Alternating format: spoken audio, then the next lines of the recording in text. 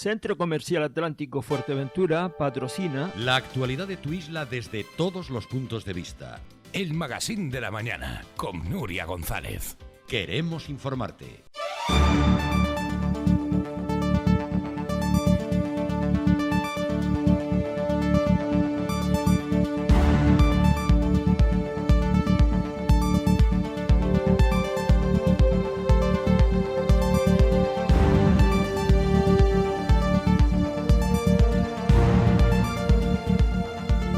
Bueno, estamos de vuelta, día 3, viernes, recuperamos como cada viernes ya de forma tradicional y ya desde hace 7 años, que se dice pronto, ahora que arrancamos esta nueva temporada, el debate de las juventudes, el debate que da la oportunidad de que los jóvenes que están afiliados a los partidos políticos, en su mayor parte sin representación política, aunque esta nueva temporada también tendrá de vez en cuando algunos de los que fueron los pilares de esos debates, algunos como hoy David Perdomo, que se ha incorporado a esta mesa. Actualmente primer teniente alcalde del Ayuntamiento de Puerto del Rosario y además concejal de festejos y que además también estuvo ayer aquí, en esta emisora. Gracias por estar hoy aquí de nuevo, David. Gracias, Nuria, siempre por la invitación.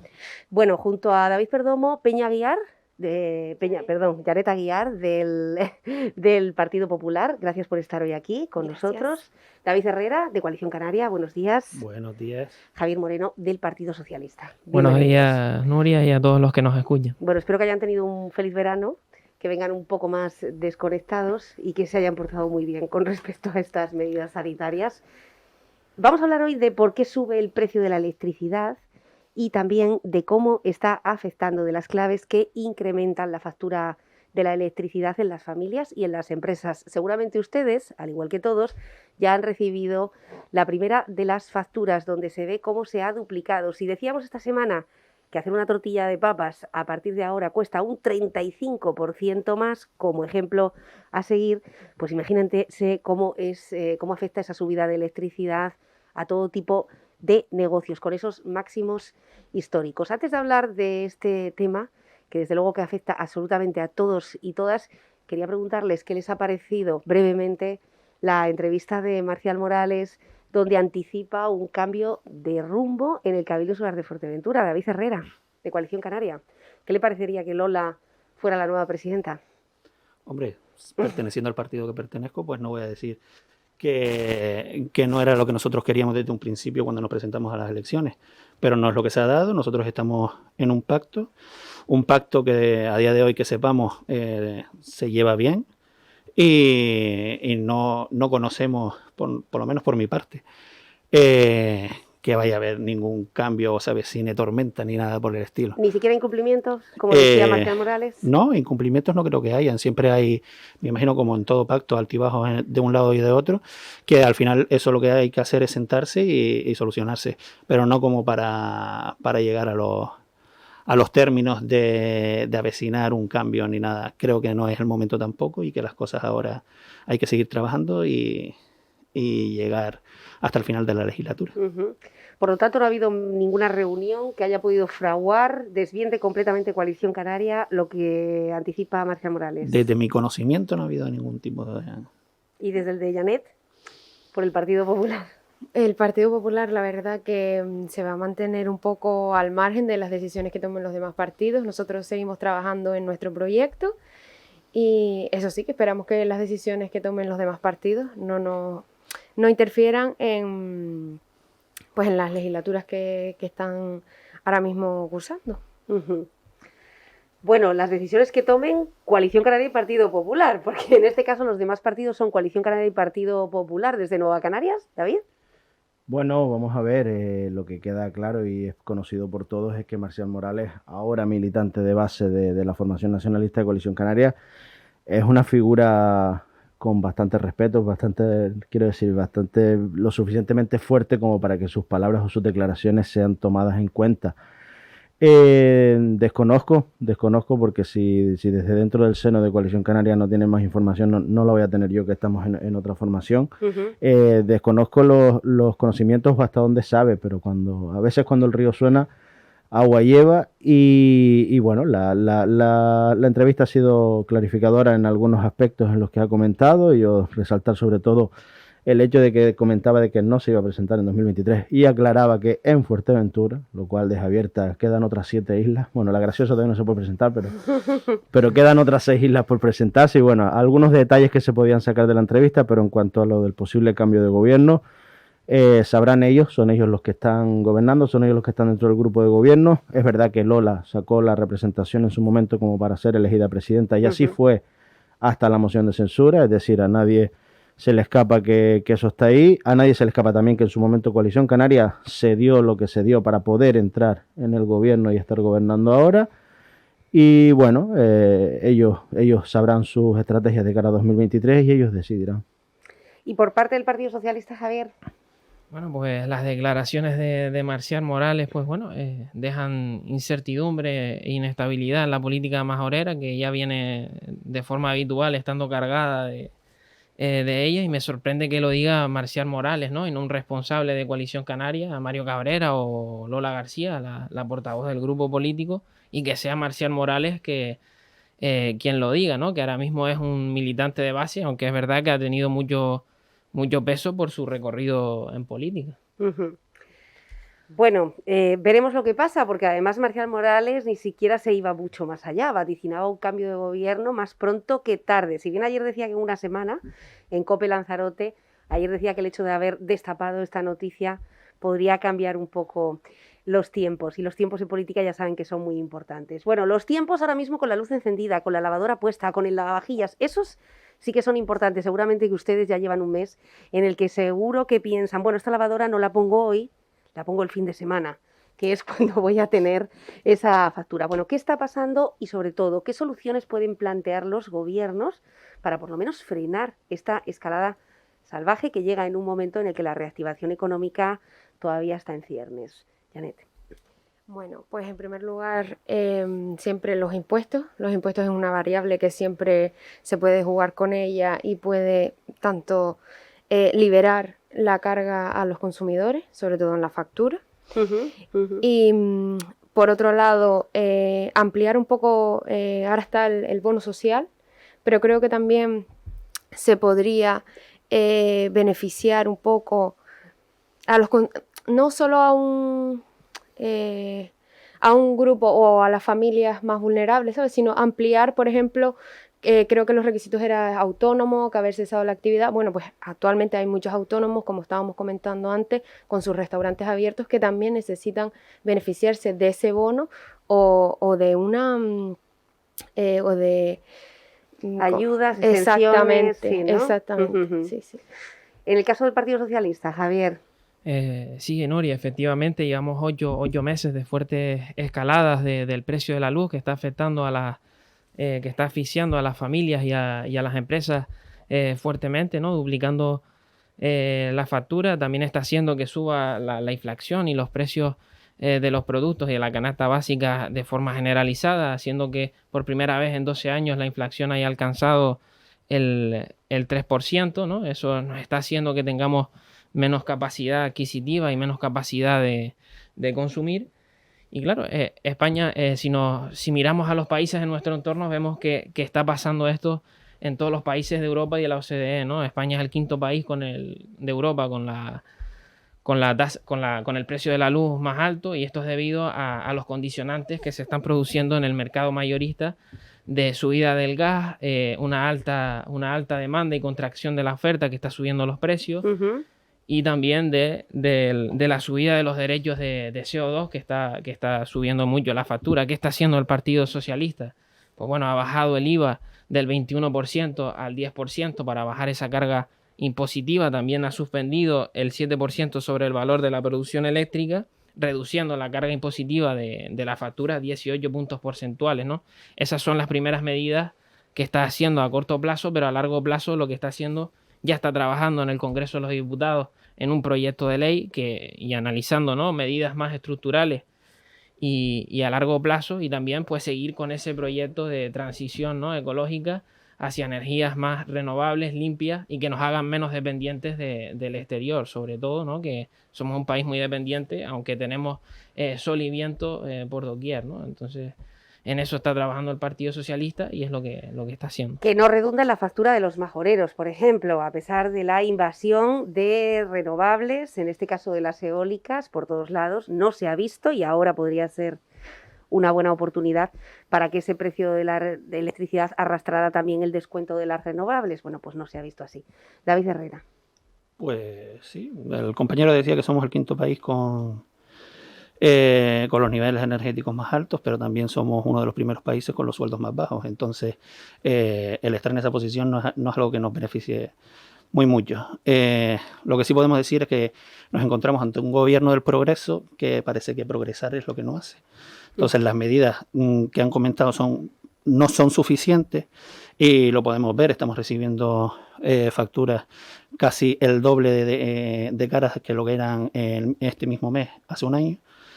Y en una situación como la que nos encontramos actualmente, hemos vivido una crisis económica grandísima, siguen muchas familias con la gente en ERTE, gente al paro, debido al COVID, pues muchas personas a día de hoy necesitan estar pegadas a una máquina respiratoria por los problemas que les ha causado la enfermedad o cualquier cosa.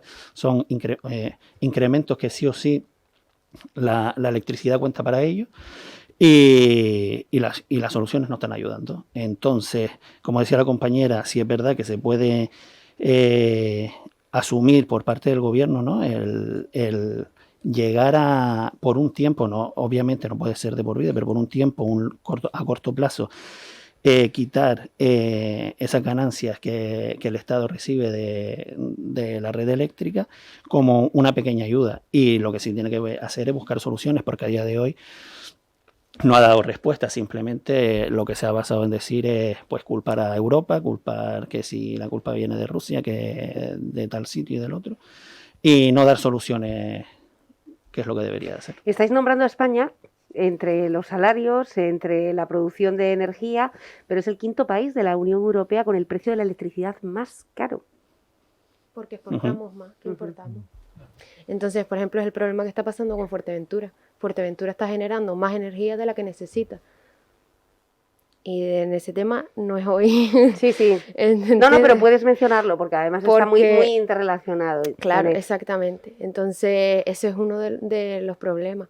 Que espero y confío en que el PSOE, como dice mi compañero Javier, está trabajando en ello, pero llega tarde. Llega tarde después de haber tenido una crisis sanitaria como la que hemos tenido, de que estamos acarreando, intentando seguir adelante, montándonos nuestro coche, yendo a trabajar y no vemos ayuda ninguna. Y ahora es que la electricidad es que dependemos total. O sea, es que ya hacer el fuego con piedras ya no existe. Y es que es que no, eso no se ve. Lo siento que me ponga un poco sensible, pero sí. Es que, ¿sabes? Y solo enciendes la tele y solo ves eso. Y lo que queremos no es que me eches la culpa a mí o lo que hizo Rajoy, no. Los ciudadanos lo que quieren es soluciones. Y ya. Y desde enero, que vino Filomena, desde ahí, ¿vale? Porque si no hay sol, ¿vale? Las energías solares no pueden producir tanta energía, vamos hacia el gas. Vale, pues bueno, ahí ya sabes que en la subasta las generadoras van a tirar más por el gas. Pues haz algo ahí. Las eólicas, montas aquí todo un parque eólico. Bueno, pues vamos a intentar que Fuerteventura se abastezca de la energía eólica. Y se beneficien sus vecinos, ¿no? Y se beneficien los vecinos. Vamos a ver cuántas empresas agrarias tenemos aquí. Una enormemente... No lo voy a nombrar, pero bueno, todos sabemos cuál es, que estoy muy orgullosa que se haya... Lo puedes nombrar, ¿eh? Max Orata, que se haya formado aquí. Grupo Ganaderos de Fuerteventura. Exactamente, en Fuerteventura. Pero, ¿sabes? Y bueno, pues ahí estoy. Vamos a ver. Sí, David. Ha desatado la pasión de Janet. Recogiendo un poco los comentarios y pretendiendo añadir distintas cuestiones. Desde un punto de vista primero desde aquí de dentro. Y ponemos un ejemplo muy sencillo, lo nombraba Janet, lo hemos nombrado en otras ocasiones. Es decir, ¿en qué beneficio redunda la cantidad de molinos, de instalaciones eólicas para generar energía? ¿En qué beneficio redunda para los vecinos de cada pueblo o de cada municipio? Primero, la sensación de que de cualquier cosa, cualquier acto que se lleva a cabo, se pretende sacar un negocio. Lo segundo, como comentaba antes, el hecho de que la instalación de molinos o de instalaciones fotovoltaicas o de cualquier otra índole de energías renovables no redunde al final en la factura final, o no redunde, perdón por redunde la redundancia, digo que no redunde en beneficio para los vecinos, es decir, Sí. cuántos molinos hay que instalar en Fuerteventura para que mi factura de la luz baje, ¿no? Eso por decir. Pero luego también, y no nos olvidemos, apuntaba el compañero del Partido Socialista que llevamos 8 meses de escalada y la proposición de ley sale hoy. Y hay otra propuesta o proposición de ley o no de ley que presenta Podemos a una hora antes, se la enseña al Partido Socialista, que es su socio de gobierno, y luego la presenta en el Congreso de los Diputados. Es decir, creo que llegamos tarde a esta escalada que se veía venir. ¿Somos el quinto país con la luz más cara? Sí. ¿Somos de los que menos salarios cobramos? Sí. ¿Somos el país que más horas de sol tiene de Europa? Probablemente sí. Es decir, entonces no aprovechamos lo que tenemos y pretendemos siempre sacar negocio. En cuanto a mirar hacia atrás y decir que si podemos o no podemos mirar a Rajoy o a otras personas, Felipe González empezó con la privatización de las eléctricas. Esto se perpetuó después por parte de los gobiernos de Aznar y compañía, pero no es que debamos o podamos mirar hacia atrás para echar culpas y no poner soluciones ahora. Nosotros estamos pidiendo soluciones ahora, exigimos, el partido de Nueva Canarias en el Congreso exige una comisión de investigación para un diagnóstico, para que se tomen unas medidas urgentes y eficaces, para que se pongan unas estructuras públicas y para que haya modificaciones legislativas que nos den por fin una solución. Pero miren, por culpa de las decisiones que se tomaron en el pasado, en el gobierno de Mariano Rajoy, hay que pagar 1.400 millones de euros a las eléctricas por el canon que se impuso a la generación de energía hidroeléctrica. Es decir, sí hay que mirar a veces al pasado, porque de aquellos barros estos lodos y las cosas que se han hecho mal tienen su repercusión en el futuro. Ellos han reclamado, tienen su equipo de abogados y ahora hay que pagar 1.400 millones de euros de las arcas públicas a las eléctricas. Y luego otra cuestión, todos estamos pensando en una serie de medidas para solucionar el precio de la luz y nadie ha hablado de restar beneficios al oligopolio que supone las empresas eléctricas al día de hoy. Bueno, lo apuntaba por aquí Coalición Canaria, creo que era David, decía, bueno, que reciban menos Exacto. ingresos el Estado. Más que bajar los impuestos, que reciban menos ingresos o que el Estado se meta como parte inversora dentro de las eléctricas para que redunde en beneficio del ciudadano. Javier Moreno, por alusiones al Partido Socialista y también Janet. Sí, no, contestando por su un poco referencia a Mariano Rajoy. a todos los compañeros, en plan, efectivamente, ¿no? La subida del precio de la luz llega en el peor momento de todos, ¿no? Con una pandemia, con una crisis sociosanitaria y económica que dificulta el pago de todo y mucho más de un bien necesario, esencial, claro, como apuntaba Janet, un bien que es básico y que es esencial, pero que se necesitan medidas estructurales y de calado para poder intervenir o intentarlo, ¿no? O generar otras condiciones para intervenir en el mercado mayorista. Y eso no es tan fácil, eso no se hace de la noche a la mañana, ¿no? Por eso hay unas medidas a corto plazo y después a largo plazo. Quizás se llegue tarde, pues puede ser, ¿no? Porque se preveía desde hace 8 meses, pero que el gobierno no está cruzado de brazos. También se está proponiendo la subida del salario mínimo interprofesional. Bueno, ese es otro melón que me gustaría también. A 1.000 euros para también pues revertir un poco esa capacidad adquisitiva de los españoles, que va a revertir en mayor consumo y que también se está haciendo, ¿no? Que llevaba eso. Y que congelado. La COE ha dicho ya que no lo ve muy razonable, dado la falta de apoyo que están teniendo los empresarios, ¿no? Claro, pero si suben los precios de la canasta básica de productos básicos, la electricidad, si sube todo, y no suben los salarios, ¿cómo se hace frente a esos gastos? Si no, las familias se ahogan y no tienen capacidad de consumo para reactivar la economía, ¿no? Entonces, todo va muy, muy interconectado y es muy complicado con medidas puntuales pues sacarlo todo adelante, ¿no? Antes David decía que el Estado tenía que recaudar menos con el tema de los impuestos, ya lo ha hecho, ¿no? Ha bajado 18 puntos porcentuales los impuestos. No sé si era Dinamarca, creo que tenía el 67% de la factura de la luz eran impuestos. España la tenía en 45% y la baja a 27%, ¿no? Son elementos que son importantes, no nos podemos quedar solo ahí, hay que seguir trabajando y haciendo cosas con este tema tan importante, pero que también hay que, como decía antes el compañero, que hay que recordar el pasado, ¿no? Cuando Rajoy decía que no iba a subir los impuestos en plena crisis económica y lo primero que hace es subir los impuestos al 21%, ¿no? Entonces... Quería preguntarle a Janet también, aprovechando su turno ahora, ¿qué le parecen las declaraciones de la ministra que hablaba o proponía la creación de una empresa pública que aglutinara a todas las eléctricas para conseguir reducir la factura? Si es una buena idea, una mala idea. ¿Cómo ve el Partido Popular que se pueda nacionalizar en este caso? Bueno, desde luego ahí quedaría más concentrado, sería una manera más ordenada de controlar el precio de las eléctricas. Y con respecto a la balacera de Rajoy, bueno, está claro que estamos en el camino y hemos estado en el camino desde 2017 en mejorar y en mejorar nuestras propuestas, y cuando aportamos soluciones, mirar al pasado para saber lo que no debemos hacer ahora. Y en ese momento estoy segura que lo que se intentaba era que la factura y que el consumidor final no pagara una factura elevada y que el precio pues no se elevara tanto. Bueno, si además del coste de la electricidad, pues le sumamos esa noticia de última hora del aumento de los salarios, decía Javier, claro, para que las personas puedan hacer frente a la factura tenemos que estrechar esa distancia social que existe entre la cesta de la compra y el salario. ¿Pero qué pasa con los empresarios, David?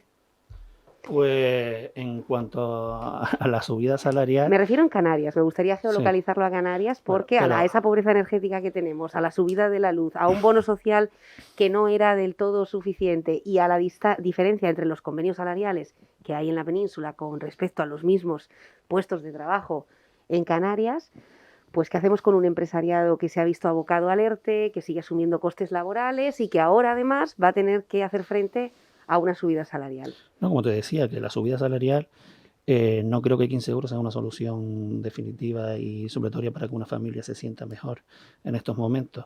Y en cuanto al empresario, está claro que necesita otro tipo de medidas en la situación en la que nos encontramos.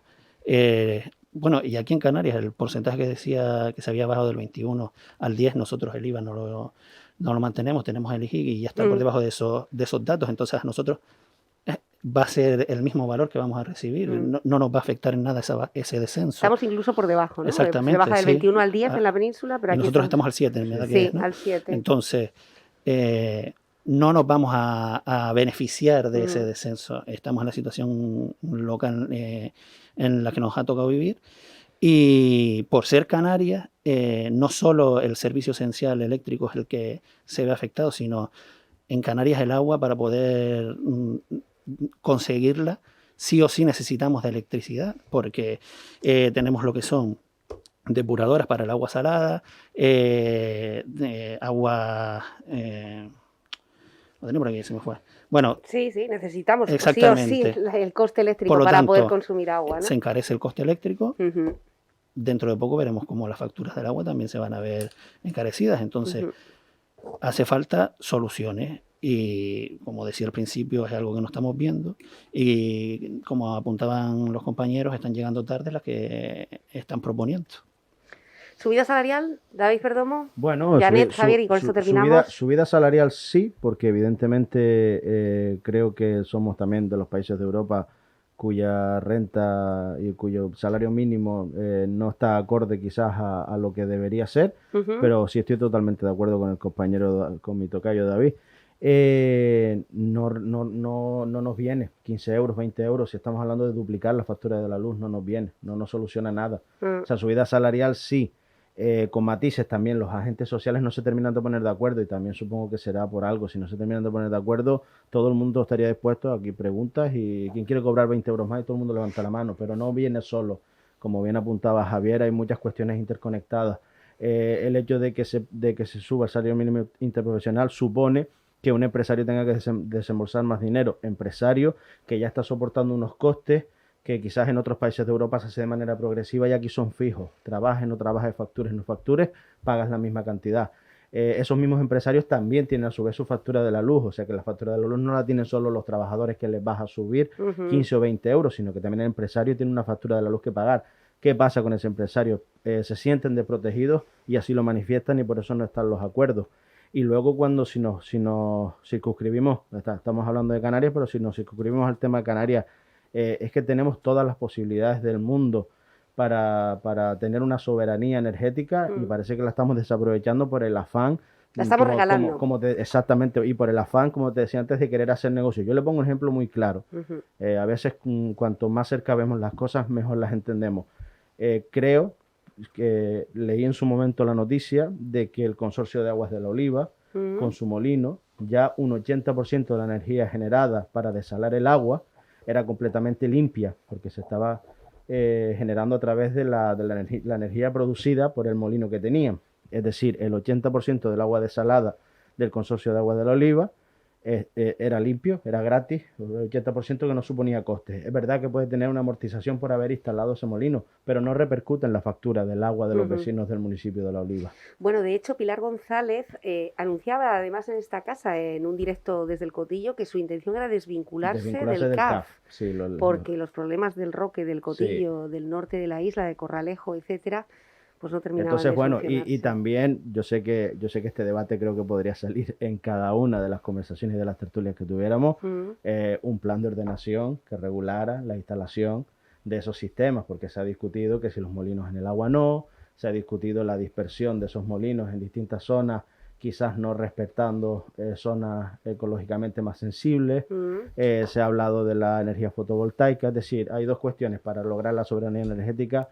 Hay que tener primero la intención y luego una regulación y unas medidas legislativas suficientemente potentes para que no se puedan echar atrás. Bueno, y estabilidad política, ¿no? Que es de lo que venimos hablando, que quizá estos son los temas que tenían que centrar el eje de los diferentes partidos que gobiernan a diario y no el hecho de si van a cambiar o no de presidente. Janet, con respecto a esa subida salarial, esos tramos en los que, bueno, para aquellos que seguro que lo están escuchando, porque junto a Kabul y junto a la electricidad son las noticias que más veces han sonado a nivel nacional durante el último mes de agosto, la intención del grupo de gobierno socialista, en este caso a nivel nacional, es una subida paulatina hasta el año 2023 de 61 euros, con lo cual vamos a llegar a los 1.049 euros al mes como importe del salario mínimo interprofesional.